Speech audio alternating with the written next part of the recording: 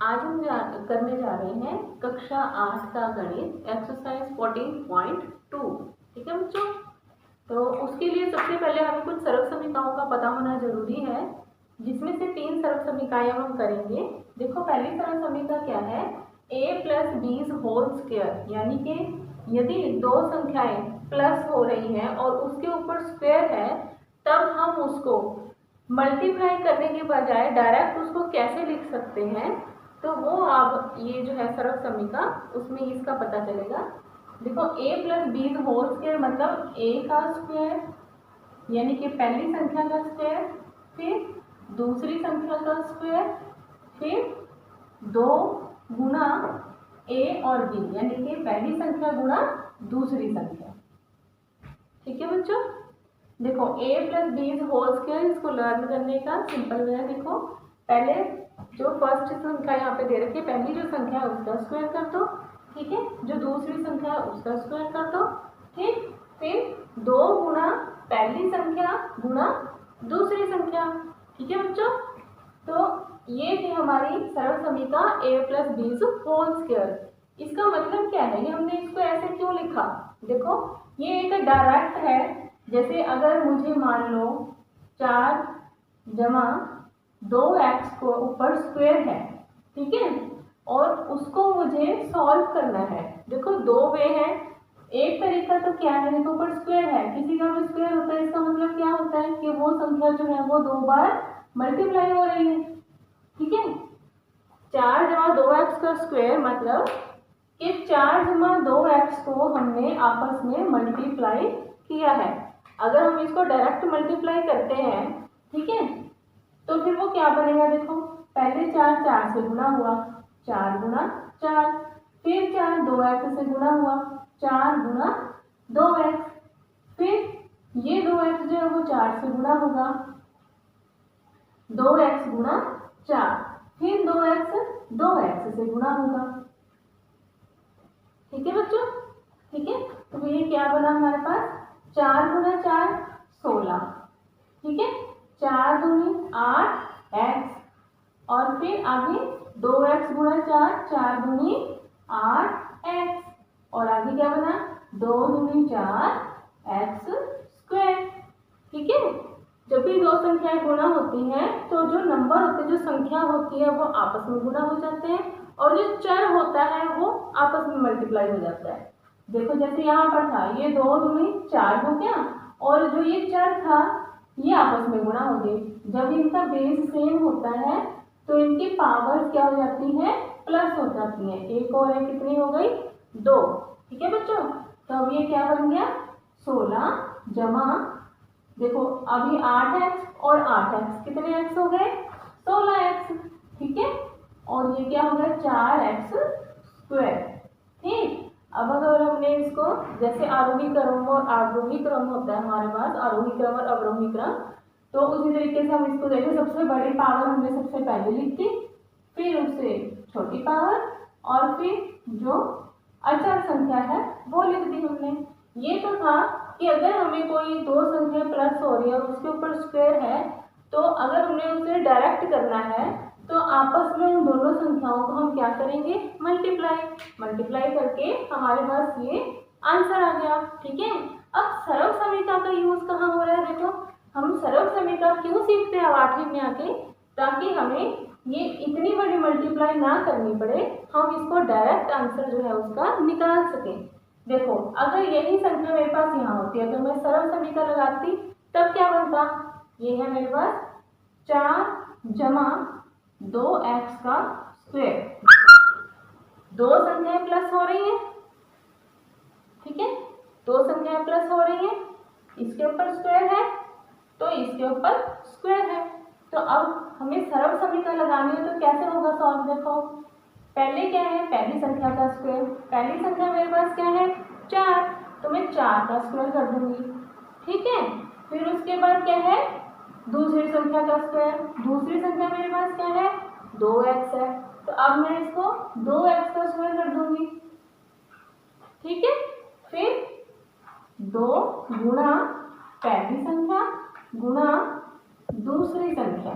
ठीक है बच्चों। देखो अब ये 4 का स्क्वायर था, 4 का स्क्वायर क्या हो गया 16, 4 गुणा 4 16। अब यहाँ देखो ये तीनों क्या हो रहे हैं आपस में मल्टीप्लाई।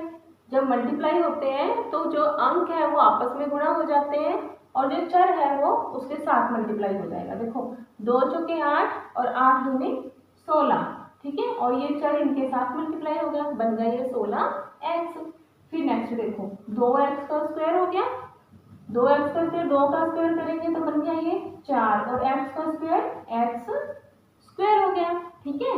तो अब देखो क्या बना, फिर सबसे बड़ी शक्ति हमने पहले लिख दी, फिर उससे छोटी लिख दी, फिर अचर संख्या लिख दी, ठीक है। देखो अब जब हमने सरल समीकरण लगाई तो ये बन गया सिर्फ इतना सा, और जब हमने बिना सरल समीकरण लगाया किया तो ये कितना लेंथी बन गया, देखो है ना। तो इसलिए हम सरल समीकरण का यूज करते हैं, ठीक है बच्चों, क्योंकि ये हो जाता है हमारे पास शॉर्टकट वे, ठीक है बच्चों। तो ये थी हमारी पहली सरल समीकरण जिसका ये था फॉर्मूला हमारे पास a plus B whole square is equal to a square plus B square plus 2ab, ठीक है बच्चों। हम अपनी नेक्स्ट सरल समीकरण की ओर। अगली सरल समीकरण क्या है कि यदि दो संख्याएं आपस में माइनस हो रही हैं तब उसका फॉर्मूला क्या बनेगा, देखो फिर वो कैसे एक्सपेंड करेंगे हम। a minus B whole square है तो ये क्या बन गया पहली संख्या का स्क्वायर, ठीक है, प्लस दूसरी संख्या का स्क्वायर माइनस 2 गुणा पहली संख्या गुणा दूसरी संख्या, ठीक है। इस सरल समीकरण इस सरल समीकरण में कोई ज्यादा फर्क नहीं है, इसको लर्न करने में आपको ज्यादा दिक्कत नहीं आएगी। देखो अगर प्लस है तो सभी के बीच में प्लस का साइन आएगा, ठीक है, और अगर माइनस हो रही है संख्याएं तब ये सब कुछ सेम रहेगा, सिर्फ पहले यहाँ पे प्लस 2ab था और अब माइनस 2ab हो गया, बस इतना सा ही फर्क है, कोई ज्यादा फर्क नहीं है, इसलिए लर्न करना इजी रहेगा, ठीक है। दोबारा रिपीट कर देती हूँ, किसी भी अगर देखो यदि दोनों संख्याएं प्लस हो रही हैं या दोनों संख्याएं माइनस हो रही हैं, ठीक है, पैटर्न सेम रहेगा, पहली संख्या का स्क्वायर प्लस दूसरी संख्या का स्क्वायर और 2 गुणा पहली संख्या गुणा दूसरी संख्या, ठीक है। अगर तो यहाँ पे प्लस का साइन है फिर तो सभी में प्लस आएगा, और अगर यहाँ पर माइनस है तो सिर्फ 2ab में अगर यहाँ ऊपर प्लस था तो यहाँ पर माइनस हो जाएगा, बस सिर्फ इतना ही फर्क है, ठीक है। अब चलते हैं हम तीसरी सरल समीकरण की ओर। वो क्या है कि अगर दो संख्याएं प्लस हो रही हैं और सेम वही संख्याएं माइनस हो रही हैं, ठीक है, तब उनको मल्टीप्लाई हम कैसे शॉर्टकट वे में कर सकते हैं। देखो जो संख्या पहली, देखो ये पहली संख्या ये दूसरी संख्या, वही सेम संख्या यहाँ पर है, फर्क है सिर्फ उनके साइन का। तब हमने क्या करना है कि पहली संख्या को 2 बार गुणा करना है, दूसरी संख्या को 2 बार गुणा करना है और फिर दोनों को माइनस कर देना है। तो ये हो गया a प्लस बी गुणा a minus B is equal to a square minus B square, ठीक है, a square minus B square, ठीक है। ये थी हमारी तीसरी सरल समीकरण। बच्चों अब हम शुरू करने जा रहे हैं 14.2 के क्वेश्चंस, ठीक है, फर्स्ट पार्ट से स्टार्ट करेंगे। अब हम फर्स्ट जो क्वेश्चन था उसमें क्या कहा गया था, निम्नलिखित व्यंजकों के गुणनखंड कीजिए, ठीक है। निम्नलिखित जो नीचे आपको व्यंजक दे रखे हैं उनके आपने क्या निकालने हैं गुणनखंड, ठीक है। इससे जो पहले एक्सरसाइज थी जिसके उस वीडियो के अंदर हमने क्या किया था, जैसे कोई व्यंजक दे रखा था, जैसे 7x माइनस 42 ये एक व्यंजक दे रखा था, इसके हमने क्या निकालने थे गुणनखंड। तो हमने क्या किया था, हमने क्या था कि सबसे पहले इस टर्म का हमने सार गुणनखंड निकाला था, फिर हमने इस टर्म का सार गुणनखंड निकाला था, फिर उसको सार गुणनखंड को हमने ब्रैकेट के बाहर लिखा था, ठीक है। जैसे देखो अब यहाँ पे 7 और 42 में सार गुणनखंड क्या है 7 है, ठीक है, ये हम अपनी पिछली वीडियो में सीख चुके हैं, ठीक है। तो अब यहाँ पे क्या बचा हमारे पास 7x में से 7 हमने ब्रैकेट के बाहर लिख दिया और यहाँ मेरे पास क्या बच गया x, ठीक है। इसी तरह 42 में से 7 सार गुणनखंड बाहर आ गया और अंदर क्या बच गया यहाँ पर 6, ठीक है। तो इस तरह के व्यंजक के गुणनखंड निकालने हमने अपनी लास्ट वीडियो के अंदर सीखे थे, ठीक है। लेकिन अब जो है हमारे पास अब हमें दे रखी है ये, हमें दे रखा है ये व्यंजक, ठीक है, यानी कि ये एक द्विघाती व्यंजक है, ठीक है। ये क्या है, एक द्विघाती व्यंजक, यानी कि जिसकी सबसे बड़ी शक्ति जो है वो 2 है। अब ऐसे व्यंजकों का गुणनखंड हम किस प्रकार से बनाते हैं वो अब हम यहाँ सीखेंगे, ठीक है। अब इसके लिए अब हमने क्या करना है, देखो सबसे पहला काम हमने क्या करना होता है, ठीक है, जो जिसकी शक्ति हमारे पास सबसे बड़ी है, यहाँ पर हमारे पास a की शक्ति जो है वो 2 है यहाँ पर, ठीक है। तो a स्क्वायर का जो गुणांक है वो क्या है, गुणांक मतलब जो a स्क्वायर के साथ गिनती का अंक गुणा हो रहा है, ठीक है। यहाँ पर गिनती का अंक जो इसके साथ है वो क्या है, 1, क्या है वो 1, ठीक है। और जो अचर है मेरे पास वो कितना है, 16, ठीक है।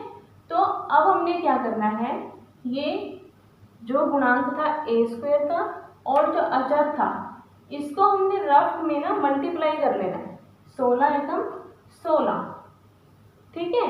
उसके बाद हमने देखना है कि जिस चर की शक्ति 1 है उसका गुणांक क्या है। देखो a है यहाँ पर, इसका गुणांक क्या है 8, ठीक है। सबसे पहला काम मैं रिपीट कर रही हूँ, सबसे पहले हमने क्या करना है कि जो a स्क्वायर है उसका गुणांक और जो अचर है उसके अचर को हमने मल्टीप्लाई करके रफ में लिख लेना है, ठीक है। उसके बाद जो a है जिसकी शक्ति है 1, उसका गुणांक क्या है 8 है, ठीक है। उसका गुणांक क्या है 8 है, वो हमने रफ में लिख लिया, ठीक है। अब हमें 2 अंक ऐसे ढूंढने हैं जिसको अगर हम मल्टीप्लाई करें तो वो 16 हो जाए, और अगर हम उनको प्लस करें या माइनस किसी भी तरीके से हमारे पास आना चाहिए कितना 8, ठीक है। मल्टीप्लाई करने पर 16 आना चाहिए, प्लस या माइनस करने पर हमारे पास कितना आना चाहिए 8, ठीक है। अब वो अंक क्या है सोचो जरा, देखो अब देखो वो अंक मेरे पास क्या आए हैं 4 और 4। अब देखो क्या आपसे मैच करे वो, 4 और 4 कितने होंगे 16, अगर मल्टीप्लाई करते हैं तो कितना बनेगा वो 16, ठीक है। और जब हम उनको प्लस करेंगे तब कितना बनेगा वो 4 और 4 8। तो इसका मतलब अब हमारे पास वो 2 अंक कौन से हैं, एक 4 और दूसरा भी क्या आ गया 4, ठीक है। अब हमने इसको लिखना कैसे है, देखो जिसकी शक्ति 2 है उसको नहीं छेड़ना, उसको एज इट इज ही लिखना है, और जो अचर है उसको भी हमने एज इट इज ही लिखना है जैसे वो है, ठीक है। अब टुकड़े किसके करने हैं, इसके जिसकी शक्ति कितनी है 1, ठीक है, क्या है वो 8a, ठीक है। तो अब उसको मैं इन 2 अंकों के रूप में लिख सकती हूँ, देखो 4a और 4a कितना बन गया 8a, है ना। अगर मैं इसको मल्टीप्लाई करूंगी तो 4 चौके 16 a स्क्वायर हो जाएगा, वही मुझे चाहिए था 16 एकम 16, ठीक है। मतलब वो 2 अंक जो हमने ढूंढे थे ना उसको इसके टुकड़े के रूप में हमने लिख देना, ठीक है। जो 8a था उसको लिख दिया 4a प्लस 4a, ये यहाँ तक था हमारा फर्स्ट स्टेप, ठीक है। अब नेक्स्ट देखो, अब क्या करना है, इन दोनों को हमने एक ब्रैकेट में कर देना है और इन दोनों को हमने एक ब्रैकेट में कर देना है, देखो a स्क्वायर प्लस 4a, ठीक है, और ये बन गया 4a प्लस 16, ठीक है बच्चों। अब देखो, अब ये 14.1 में जो हमने क्वेश्चंस किए थे ना, देखो सेम वैसे ही व्यंजक तैयार हो गया अलग अलग, है ना। अब हम इसको पहले की तरह सॉल्व कर सकते हैं, देखो अब पहले की तरह हमने इसका सार गुणनखंड निकालना है। अब सार गुणनखंड कैसे निकालते हैं ये हमने लास्ट वीडियो में सीखा था, ठीक है। देखो a स्क्वायर है, अब इसके टुकड़े करेंगे तो कितना बनेगा a गुना a, और 4a है तो 4 गुना a, है ना।